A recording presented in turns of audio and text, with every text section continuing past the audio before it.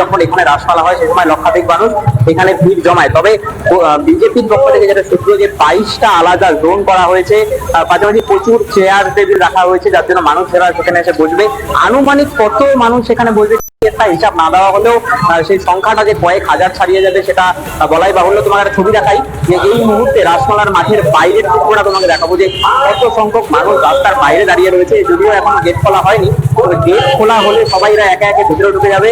এই মুহূর্তে তুমি দেখছো যে দুই পাশে প্রচুর মানুষ দাঁড়িয়ে রয়েছে রাস্তার, তারা কিন্তু আসছেন এবং কিছুক্ষণ পরে যখন গেট খোলা হবে তখন তারা ভেতরে ঢুকবেন।